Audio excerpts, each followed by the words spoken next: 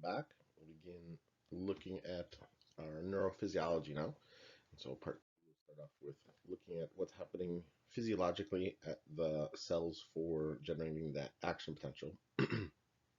So cells of the nervous system are highly irritable. It doesn't take a whole lot for them to fire off an action potential. We all know the experience of hitting our funny bone, which generally isn't too funny when it happens, other than to others. And we know that we can get that big zing of a impulse coming off as we just simply bump that neuron or multiple neurons in the nerve itself. And that fires off action potentials. And so it doesn't take a whole lot of stimulus oftentimes in order for that to generate an action potential. And usually it occurs at a receptor or at the end of the neuron rather than in the middle of the neuron sending its signal. And the whole basis behind it is that we have an electrical current that's generated on the surface of those neurons, similar to what we had back in the muscle. And so this is the movement of the ions themselves as they move from one space to the next within the system. And so they're simply moving from one area to the next area as they move along and allow for the signal to be generated across the membranes themselves when we see them. And so with that, we're able to have this movement of information in a sense. So it's all about the ions moving. And those ions are going to be able to move in several different ways through the cells, as we've seen back when we looked at cells themselves and looked at the different channels that they had in them. And so those substances can move passively. And so we can just simply have them move down concentration gradients, and these processes are always open, so they can just follow that gradient that's there. We can use gated channels, and so we can have chemically gated channels, and so they're going to open up when a particular substance binds to the channel itself. In the case of neurons, generally going to be a neurotransmitter. We can have voltage gated channels, and so they're going to change with the changing of voltages along the surface of the cell. And then we can have mechanically gated channels. These mechanically gated channels are similar to those of where they have to actually be deformed in order for them to make. And the easiest way to think about a mechanically gated channel is something like a beach ball, where you blow up the beach ball, and then when you want to let the air out, you've got to kind of squeeze the little opening there in order to open the little channel that's there to allow the air to come out. And a mechanically gated channel is much the same way. It has to be deformed in order to allow that channel to open up. So some of the more important channels that we have are for sodium and potassium. And so sodium potassium is what we're going to utilize to generate our differential between the two sides of our neurotransmitters themselves as well. And so we have sodium potassium gated channels that are there, and their processes allows for sodium and potassium to leak in and out of the cell. And so when we don't have the receptor bound to them, so when that neurotransmitter is not bound to that receptor, the sodium and potassium can't leak through those particular membranes. But when they open up, then the sodium potassium can essentially flood in the direction of their concentration gradient. So sodium is going to rush into the cell, potassium is going to rush out of the cell. So here we have our receptor channel. It's a chemically gated channel. It's looking for something to be in that receptor itself. And that substance is going to be our neurotransmitter. Once that neurotransmitter binds to there, then the sodium can rush into the cell, potassium can rush out of the cell, and that's going to change the voltage on the inside of our cell from a negative towards a positive. And then conversely, the outside of the cell going from a positive to a negative. So that's going to change the voltage there that we can measure as well. The sodium channels themselves, when we have a voltage gated channel, when the inside of our membrane is negative and the outside of the membrane is positive, then those channels are going to stay closed. And so they're not going to be able to open. But as soon as we change the voltage and start to make the inside of the cell more positive, start to make the outside of the cell more negative, that's going to open up those sodium channels. And again, sodium can rush into the inside of the cell. So it's all dependent upon the voltage change that is there. I like to think of these as kind of like a automatic door going into a store. And so once we apply the voltage to that door, the door opens up. But as long as we're not applying any voltage to the door, then the door stays closed and we can't get in. Gated channels that are open allow for these ions to move very, very quickly in and out of the cell, depending upon which ones we're talking about at that time. They're going to move down what we call an electrochemical gradient. And so this electrochemical gradient is a combination of a chemical gradient, so a concentration gradient, and an electrical gradient, which is moving along the voltage change. So positive wants to go towards negative, negative wants to go towards positive, and so on. So that allows for that quick movement that is there. And when that happens, we get a measurable electrical current. And so the voltage changes across the membrane. As I said before, we go from a negative towards a positive and a positive towards a negative. So we have this chemical gradient that's set up by pumping sodium out of the cell and potassium into the cell. That's there. But at the same time, when we measure all of the different ions that are in and out of the cells, we also come up with an electrical gradient. And this electrical gradient is going to be the driving force initially for moving our ions. And so that electrochemical gradient is going to be driven by that charge differential. And so things that are the opposite of the charge that is there are going to want to move towards it. So positive sodium is going to want to move towards the negative general voltage that we have inside the cell.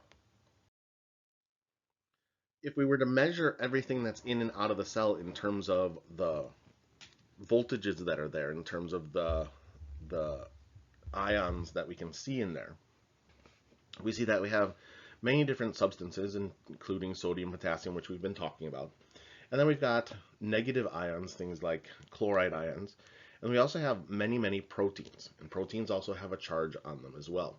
And so that those proteins are going to add a significant amount of negative charge to the cells. The differences are essentially the consequence of sodium and potassium being pumped out of the cells, or in and out of the cell. And so we have what we call a sodium-potassium pump. We talked about this a little bit back when we talked about the cells themselves. We looked at the individual proteins that line the plasma membranes. So to review, we have a sodium-potassium pump. Sodium-potassium pump pumps 3 sodiums out of the cell for every 2 potassiums that it brings in. So we bring in 2 potassiums, we pump 3 sodiums out. And so what it kind of amounts to when you start to think about it is that we have an excess amount of sodium on the outside of the cell compared to the inside of the cell. And that change in voltage that's there within the charges that are on the substances leads to us having essentially a differential across that membrane. And so what our resting membrane potential tends to be is negative 70 millivolts. And so when we measure that actual voltage across the membrane, we're going to come up with a negative 70 millivolts. And you can kind of think about it that as being that the inside of the cell has 70 less sodium molecules. It's not the exact, in a sense, way that it happens, but you can kind of think about it that we need to get 70 molecules of sodium into the inside of the cell, and then we would have a 0 net charge. That's there. And that's where opening up those sodium channels is going to be an important aspect of getting that sodium to rush into the inside of the cell. And at the same time, then potassium is then going to rush to the outside of the cell. Back when we started to talk about the dendrites of the cells, we said that we had graded potentials. And so graded potentials tend to form along the dendrites and the cell body. And these are going to form essentially kind of like little ripples in the charge. And so they're short-lived. They go a short distance. They don't go very far as the movement of their potential itself. And they dissipate as they move further and further away from the original stimulus. And so they're going to decrease in their intensity with any kind of distance that's there. A graded potential is kind of like throwing a stone into a pond. You throw that stone into the pond and it creates concentric little waves. But eventually those waves dissipate and die out the further away that it goes. It gets smaller and smaller and smaller. And that's essentially kind of like what a graded potential does, is that the stimulus is not strong enough in order to get the wave, in a sense, back to the shore. You threw the stone in and it doesn't actually get back to the shore itself. And so they can't go very far. And so they're going to die out. They're going to no longer be able to send any kind of a signal. But if we increase the number of graded potentials that are coming in here, throw a little stone and then a little stone, a little stone, a little stone, then those waves can sometimes add up to an action potential. And so that wave eventually gets to the point where it comes back to the shore. And so we've increased the amount of strength that's there, and that then allows us to potentially have a action potential. So here we have our original stimulus. And so we have the stimulus along the neuron itself. And as it happens, that starts to spread away, but then it quickly dies out. It doesn't continue to move down along the surface at all. The other thing with a graded potential is that it moves in all directions. And so it's going to move along in both directions along that particular process. An action potential is going to be essentially the exact same thing every single time. And so that action potential generates a wave as well, but this one is like throwing a stone in the pond. And so this one we're going to get a big wave. So we have our original stimulus, and our wave is essentially going to make its way all the way back to shore. And so it's going to make its way back all in one process. So we get one big wave that comes back in. And that's our action potential. The action potentials themselves are generated, and when it happens, we have essentially a 100 millivolt change in voltage. And so we always see the same thing every single time.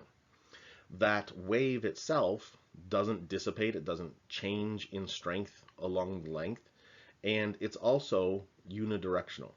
It's going to go in the same direction, in one direction from the axon hillock down towards the axon terminals. And it's only going to go in that one direction all the time. As it does so, and so if we have our axon here, that 100 millivolt change can be measured at this point, this point, this point. No matter where we are along that axon, we're still going to have that 100 millivolt change that occurs. And so when we have an action potential itself, when the cell sits at rest, it's going to be at its resting membrane potential, so it's at negative 70 millivolts. As soon as we get to what we call threshold, that threshold is going to allow for us to go into an action potential. So if our voltage change didn't actually get up to that threshold, we would have a graded potential. And so it wouldn't change all the way. But once we hit that potential, we now have an action potential. It goes all the way up to a positive 30. So negative 70 to positive 30 is a 100 millivolt change. And then during that process, we've had depolarization. And then we start to repolarize the cell. So now we're moving sodium, potassium again through the cell. And what this allows us to do is to get it back to our negative 70 millivolts. But we typically overshoot this process and we go into what we call hyperpolarization. So whereas we started out at a negative 70, now we're going to be at a negative, say, 80. We're going to be down below that threshold, that normal resting membrane potential level. But then it quickly comes back up and gets back to a resting potential as well. Once that action potential has begun, We talked about it in muscle, where in muscle there was a period of time where we couldn't stimulate that muscle to contract again. With neurons, we have the same thing. And so we have what we call an absolute refractory period. This absolute refractory period is the period of time where no matter how much stimulus we give that neuron, it's not going to fire off another action potential. And so it's the time from the opening of the sodium activation gates until the closing of the inactivation gates. And so this is the absolute refractory period. No matter what we do to that cell, it will not fire off another action potential at all. And this allows for one-way transmission. So each action potential is a separate event. It allows that one-way transmission from the axon hillock down towards the axon terminals every single time. So we have our absolute refractory period where our sodium channels have opened. And so when we look at the sodium channel itself, we have something similar to this. And so we have an activation gate, and then we also have an inactivation gate. And when the cell is at rest, it essentially looks like this. As soon as we have the depolarization of the cell begin, that activation gate opens up, and now sodium can rush into the inside of the cell. And so this is the beginning of our absolute refractory period. That absolute refractory period continues until the inactivation gate closes. And now we're in this period of time where we've gone from absolute refractory period, and now we're entering into a relative refractory period. And so the sodium gates have closed. The potassium gates are now open because they're repolarizing the cell. And so the cell is going from a positive 30 headed back down towards that negative 70. And now if we hit that neuron with another stimulus that is stronger than the original stimulus, then we're going to allow for another action potential to occur. And so we're now in this period of time where as long as that stimulus is sufficiently strong enough, we will get another action potential. So unlike muscle, we have not just an absolute refractory period, but we also have a relative refractory period. One of the things that's going to determine, in a sense, kind of how quickly we can send off another signal is going to be the conduction velocity of our action potentials. And we talked before about the myelin sheath being an integral part to determining how fast things go. And so if we have a myelin sheath, and then how much of a myelin sheath we have determines how quickly those action potentials can travel down the axon. The next big thing that makes a difference is the diameter of the axon. How thick is the axon itself? What is the size of the axon? The bigger the axon, the more myelin we have, the faster action potential goes. And so we have several different classes of neurons that we can find. And so we have A-type fibers, B-type fibers, and C-type fibers, going from the fastest down to the slowest. A fibers, large axons, large amount of myelin sheath, so we get very fast transmission. Imagine a action potential traveling at the speed of 1.5 football fields a second. So very, very fast transmission. Our B-type fibers are quite a bit smaller than those of the A fibers. They still have myelin, and so they still have a myelin sheath on them, and they can still send their signals at a really quite a bit of a good clip. Somewhere in the neighborhood of 15 meters per second is nothing to sneeze at. So this is a pretty fast neuron as well, but not quite as fast as that of the A-type fibers. C-type fibers are the slowest of them all. They are the smallest ones. They have no myelin on them, so they're unmyelinated fibers.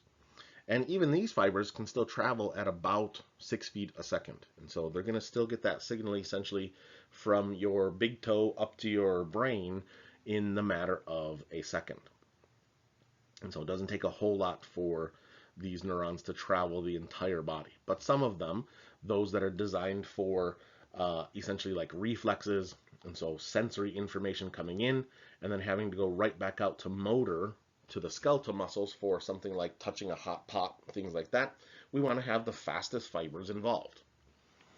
Other fibers that are dedicated to things like just simply working in the viscera, we can have these C-type fibers. They can travel a lot slower.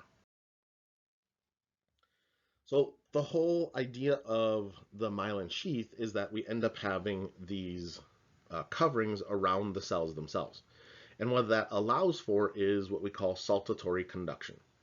And so essentially what this is going to do is that as we have a neuron that then has Schwann cells on it, or oligodendrocytes, our action potential is going to be able to essentially jump from one node to the next.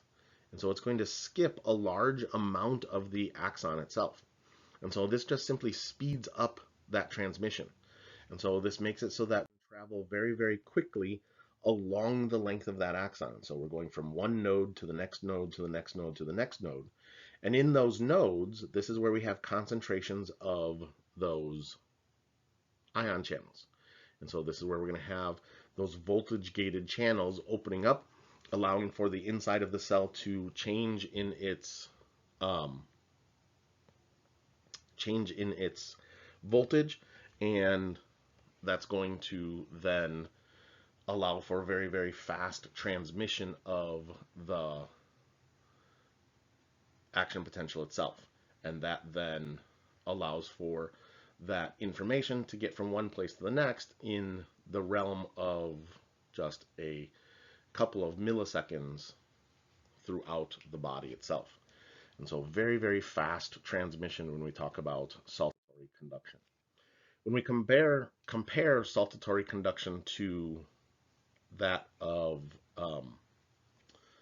continuous conduction, so we have an unmyelinated neuron here, and so an unmyelinated neuron. Here we have myelination, we have our Schwann cells there, we have our nodes that are there, and as we start the stimulus at the exact same time, so we have an action potential beginning at the exact same time, and we measure how far that action potential has traveled along the length of the axon, we see that after just 10 milliseconds here, the myelinated neuron has almost reached the axon terminals, and this one's in a sense just kind of just starting along. It's just getting the process going. And so we have that point where it's traveling a lot slower because it has to depolarize the entire length of the neuron, and this really slows it down. Versus if we can jump from one node to the next node to the next node, it really speeds things up and allows for that quick and fast transmission of information. As long as we have a myelin sheath, things go well. And one of the things that causes that myelin sheath to become damaged is multiple sclerosis. And so multiple sclerosis, or MS, is an autoimmune disorder. And so this is a unknown cause as far as the disease goes. But what it amounts to in the end is that the myelin sheath becomes destroyed. It's a central nervous system disorder. So it happens within the central nervous system itself. So it's happening to the brain and the spinal cord. And those signals that are being sent are oftentimes being short-circuited. And so they're not getting to where they go. So if we take away, just like if we had a wire, you plug something in and it has a wire, and if it has the insulation scraped off of that wire and something touches it, it can short circuit. Essentially the same kind of process occurs with MS. Some of the early symptoms that can kind of come along with it are oftentimes things like visual disturbances. If they're reading for a long time, they may start to see double at times. Loss of muscular control, becoming more kind of clumsy at times, or loss of strength at times.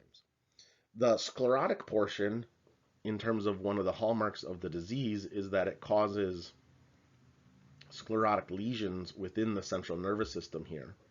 And so we see all these plaques that form within the brain there, and so all of that white that shows up on an MRI.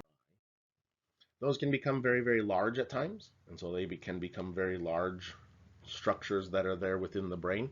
And depending upon where it occurs, that's going to affect all of the motor function primarily within the body. But it does have some sensory components with it as well, not just strictly uh, set within the motor side of the system. Treatment wise, basically goes to kind of when the disease comes, because it is autoimmune, oftentimes it kind of comes and goes. And so they're going to have active disease and then kind of remission and then active disease and remission, depending upon the type of MS that they have. And there are multiple kinds, and some of them, like relapsing, remitting, goes up and down and up and up, down and up and down. And so with that, when they're in active disease, we want to hold the symptoms at bay. We want to reduce any kind of complications that are there. And then when they go into remission, we want to try and keep them there. And that's where all these disease modifying drugs kind of come into play. And so many different drugs, there's probably like 20 or so that are utilized for MS within just kind of trying to modify the disease itself. And all of that works towards essentially decreasing that autoimmune destruction that is occurring to the myelin sheath so that they can have a normal functioning action potential once again.